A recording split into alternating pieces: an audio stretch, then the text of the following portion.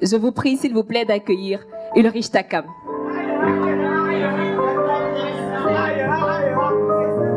Bonsoir. Est-ce qu'on peut applaudir pour le Science Slam, s'il vous plaît? Voilà, voilà, vous êtes gentils. Ça va bien? Tout à l'heure, l'idole, quand elle est montée, elle a demandé ça va bien et tout ça. Je sais pas, je me demande souvent pourquoi, quand un artiste monte sur scène ou alors quand quelqu'un prend la parole en public, il dit toujours est-ce que ça va, vous allez bien et tout ça. Alors qu'en réalité, que vous alliez bien ou pas, on s'en fout. On va toujours faire le spectacle, on est d'accord?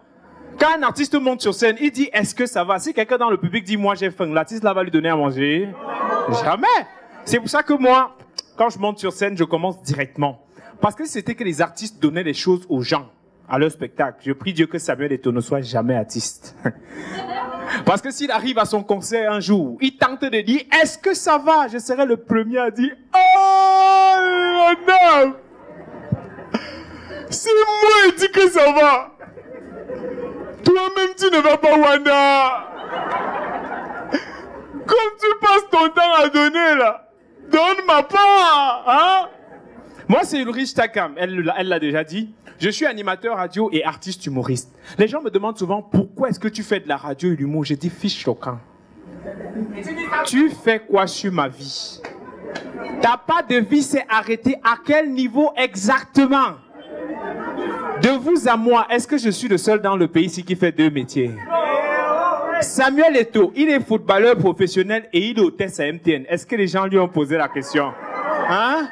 Quand c'est moi, les gens me posent la question. Mais je vais vous dire pourquoi je suis devenu humoriste. Parce que je me suis rendu compte que tout le monde peut faire de l'humour. Vous allez comprendre pourquoi. Mon petit frère, par exemple, c'est un humoriste, il s'ignore. Il a fait la section anglophone. À la maison, il aime beaucoup qu'on joue les jeux de traduction, qu'on passe du français à l'anglais et tout ça. Un jour, on est à la maison, on est en train de jouer. Je lui dis, mon petit, comment est-ce qu'on dit les jumeaux en anglais? Il me dit P-square. Je lui dis, mon petit, comment est-ce qu'on dit les brouillons en anglais? Il me dit Arafat. C'est là que j'ai compris que mon petit est bon. Première note en anglais, premier de la classe. On n'a jamais vu le bulletin, mais on le croit sur parole. Est-ce qu'on peut applaudir pour mon petit? Mon petit frère, quand il est arrivé en classe de seconde, vous savez, c'est en seconde qu'on commence à chercher les femmes. Il arrive à la maison avec une fille. Il entre dans la chambre, il ferme la porte. Comme il aime qu'on parle l'anglais à la maison. Je viens, je toque à la porte. Je toque. Je lui dis, what are you doing? Il me dit, I'm sleeping. Je dis, you are sleeping with a girl? I'm sleeping. Sleep, ça veut dire caleçon. In, ça veut dire dans. I'm sleeping, je suis dans le caleçon. Non, mon petit frère, franchement, tout le monde fait de l'humour, tout le monde. Même dans la rue, les gens font de l'humour. Un jour, je suis en train de marcher dans la rue comme ça, j'entends seulement une fille dire, vous savez, les filles ne mangent pas beaucoup, hein. Je lui ai dit, hein, maman? Les filles ne mangent pas beaucoup, donc ma petite soeur, c'est un garçon. Aïe, ma petite soeur, le ventre de ma petite soeur, c'est le fût. En plus d'être le fût, c'est percé. Ça ne se remplit jamais. Un jour, ma petite soeur, elle a fait la banane malaxée. Elle a mangé le soir, là, elle a gardé le reste. Le lendemain, quand elle réchauffe la banane malaxée, la sauce s'est grillée. Vous savez ce qu'elle a fait? Elle a lavé la banane, là, elle a fait le cookie pour manger avec. On appelle ça le recyclage de la nourriture. Ma petite soeur, c'est une scientifique, comme tous ceux qui font le Science Slam. Ma petite soeur, ce n'est pas le lait. Ces affaires qu'on dit que quand on tombe malade, on ne mange pas beaucoup. Là, ma petite soeur ne comprend pas ça. Un jour, on était à l'hôpital ensemble. On est tombé malade au même moment, on était hospitalisés. On était là comme ça, là. Les yaourts, moi, je refusais les choses que je ne vois jamais. Hein. Ma petite soeur prenait yaourt, orange, elle prend tout. Ma grand-mère est venue nous rendre visite à l'hôpital. À peine arrivée, elle n'a même pas posé le sac. Ma grand-mère a envie de lui demander comment tu vas. Ma petite soeur a dit, grand-mère, tu es venue avec le pilet? Non. Ma petite soeur, même avec son gars, elle ne fait pas les manières. Ma petite soeur, quand elle veut aller chez son gars, elle appelle, la seule chose qu'elle trouve qu'elle peut lui demander, allô, B, il y a encore le gaz? Non. Il n'y a vraiment pas de comportement avec ma petite soeur. Un jour, son gars est venu me voir. Il était franchement énervé. J'ai cru que ma petite soeur l'avait trompé. Bon, elle en a l'habitude. Mais bon, Il était énervé, Le gars se dit, non, je ne suis plus sur ça. C'est fini aujourd'hui.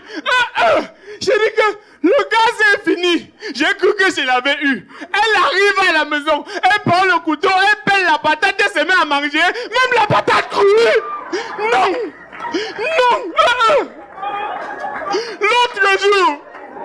L'autre jour, elle est arrivée à la maison, l'huile d'arachide était finie. Elle fait les œufs avec l'huile rouge.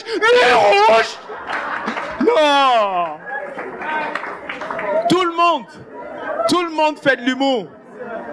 Mais maintenant, quand tu te décides de te lancer dans l'humour, quand tu te décides de faire de ça un métier, je vous envie pas, hein, j'envie pas ce métier-là, je sais pas. Parce que quand ma mère, elle a appris que je suis devenu humoriste, elle a piqué une crise. Pas piquer une crise de gens t'amènent à l'hôpital et non, ça c'est chez les bobos là-bas. Quand ma mère pique une crise, c'est toi qu'on amène à l'hôpital. Tellement elle te bastonne. Aïe. Et ma mère avait l'habitude de piquer les crises, hein. Un jour on était à la maison comme ça, là pratiquement 6, avec les cousins et tout ça. C'est la famille africaine. Ma mère a piqué une crise sur nous 6 pendant 1 heure. C'est là qu'elle a compris que la femme, c'est le sexe faible. Ma mère, c'est l'exception qui fait la règle. Est-ce qu'on peut applaudir pour ma mère? Non! Humoriste, c'est compliqué. Parce que quand j'arrivais au village, avant qu'on devienne humoriste, quand j'arrivais au village, on me posait la question, qu'est-ce que tu deviens? Aujourd'hui, personne ne me pose plus la question. Tout le monde sait qu'il ne devient rien. Maintenant, quand j'arrive au village, ce sont les petites villageoises qui savaient qu'elles étaient vouées à l'échec, qui se moquent de moi. Hé! Hey, Tagam! Tu es encore déshabillé? Ta folie n'est pas déjà au niveau où tu te déshabilles. Non! Humoriste, c'est compliqué. Même pour avoir une petite amie. Imaginons par exemple, si c'était Loco qui était sur la scène. Il était monté, il tentait juste de dire « If you know », toutes les filles devaient crier. Depuis que je suis placé ici, là.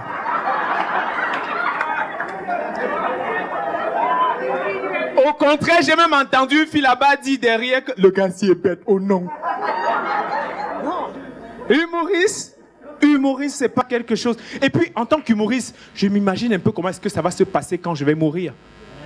Comment est-ce qu'on va annoncer la mort d'un humoriste? Non. C'est peut-être que tu as raison. Mais franchement, comment est-ce qu'on va annoncer la mort d'un humoriste? Peut-être qu'on va faire les affiches comme on fait souvent pour annoncer mes spectacles. Je sais pas. J'imagine un peu le spot quand ça va passer sur Canal 2. Aïe, le spot, on va faire un spot publicitaire. Les obsèques de l'année, le deuil du moment. Ne manquez pas l'événement du siècle. Ulrich Takam décédé. Ticket disponible au supermarché La Chakala. Au salon de coiffure Donald Trump Fashion. À l'église, Jésus sort par la porte de derrière. Passe 2000, 3000 et 5000. Sponsor officiel, les parfumeries du Cameroun. Mon corps sera parfumé, les gars.